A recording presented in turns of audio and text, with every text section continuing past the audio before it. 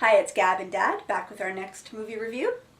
The Adjustment Bureau. We've just come from seeing it. Stars Matt Damon and Emily Blunt. Terrence Stamp.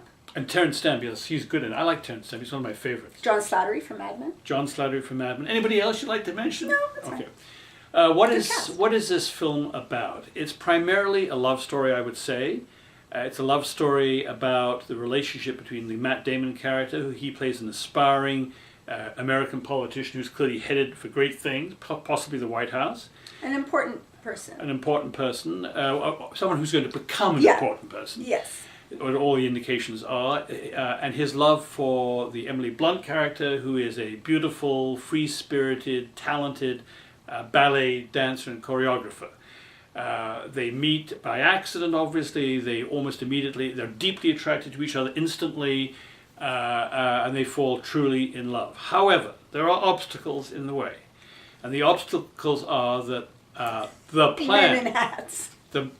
Just let me finish. The plan, which capital T, capital P, as drafted by the chairman, a figure who's never portrayed in the film, does not allow for them to be in love. And the Adjustment Bureau, men in hats who work for the chairman, when they realize that these two characters are going off plan, they set out to put them back on plan, which means breaking up this romance, putting every obstacle possible in their way, and those obstacles are formidable indeed, because these figures, the men in hats, have great powers. And all of this getting them back on track is not supposed to be known to the main characters. Well, except they do reveal. Becomes exposed. Yes, it becomes exposed. So the Matt Damon character and later on the other characters will find out the forces they're up against. And so much of the movie is about how they try and thwart those forces to pursue their love. It's primarily a romance, a tale of true love. We won't tell you how it turns out because that would obviously be a spoiler. And there is a subtext, a sort of a sci-fi subtext, as I've described, and another kind of philosophical subtext about free will. Do we have free will? Can we make choices ourselves? Or is it all preordained for us by some greater being or other power? So it's a story about love and the basic philosophical, metaphysical question of fate versus free will. Other than that, not much going on here. Yeah.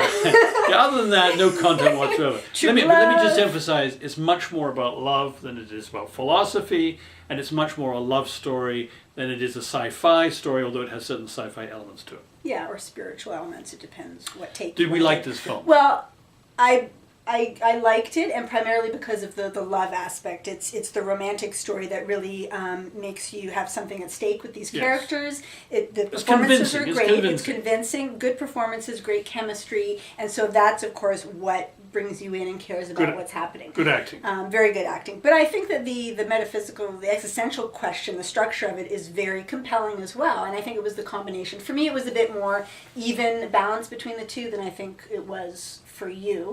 Or I think that's what they were going for, but maybe the deep thoughts part ended up being a little bit a weaker part of the script. Yeah, I got the feeling and they went farther on the charisma of the stars. Yeah, I got the feeling at some point in the production direction of the film said, you know what, enough with this free will stuff. There's only so far audience will stick with us. It's just about doorknobs and hats. Let's just leave it at that. Enough with free will. Let's forget the. But free I was will. okay with that because I was drawn into the story. I was charmed. I actually didn't want too much of that. I wanted it just to be a Hollywood romp in a way. I was okay that it didn't try to go too far and too deep and too artsy-fartsy with that. It's not a great film, but it's entertaining. It's well acted. It's 2 hours well spent. It's like Inception light. Yeah, Inception's a better film. Oh yeah. Good. Don't get me started on that. Good date night film.